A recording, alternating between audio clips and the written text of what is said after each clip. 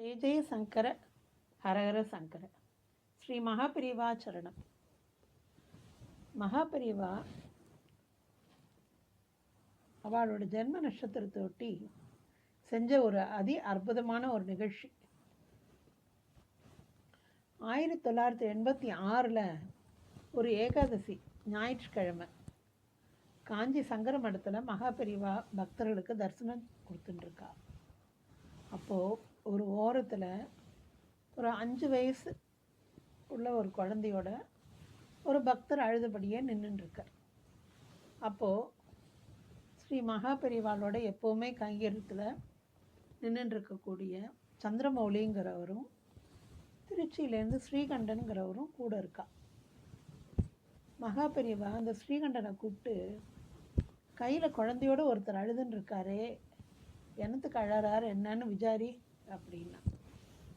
இந்த ஸ்ரீகண்டனும் அவர்கிட்ட போய் என்ன காரணம், என்ன விஷயம், ஏன் இப்படி அழறேள் அப்படின்னு கேட்டிருக்கார். அதுக்கு அவர் என்ன சொல்கிறாருன்னா, ஐயா, என் கையில் இருக்கிறது 5 வயசு பெண் குழந்தை, உடல்நிலை சரியில்லை, டாக்டர்கிட்ட காமிச்சோம், குழந்தைக்கு ஹார்ட்டில் ஒரு சின்ன துவாரம் இருக்குது, ஆப்ரேஷன் செய்யணும் அப்படின்னு விட்டார். ஆனாக்கா ஆப்ரேஷனும் தைரியமாக வா சொல்லலை, கொஞ்சம் சிரமமான ஆப்ரேஷன், அது சரி ஆனாலும் ஆகலாம், அல்லது அதில் ஏதானா பிரச்சனையாகிறதுக்கும் வாய்ப்பு இருக்குது அப்படின்னு சொல்லிட்டா. நாங்கள் எப்படி தைரியமாக அந்த ஆப்ரேஷனை செய்ய முடியும்னு சொல்லுங்க. அதுக்கு தான் பெரியவாட்ட குழந்தைய கொண்டு வந்து அவர்கிட்டயே சரணாகதின்னு வந்துட்டோம். ஏன்னா குழந்தைக்கு ஏதாவது ஆபத்து, ஆப்ரேஷன் செஞ்சு அதுக்கு ஏதானு ஆயிடுன்றதை விட மகாபெரிவாள்கிட்ட ஒப்படைச்சிடணும் அப்படின்னு எங்கள் மனசில் தோணித்து.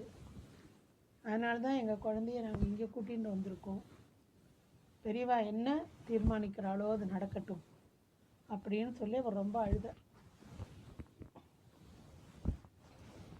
இதை அவர் சொன்னதும் மகாபெரிவா குழந்தைய உடனே கூட்டிகிட்டு வரும்படி சொன்னான்.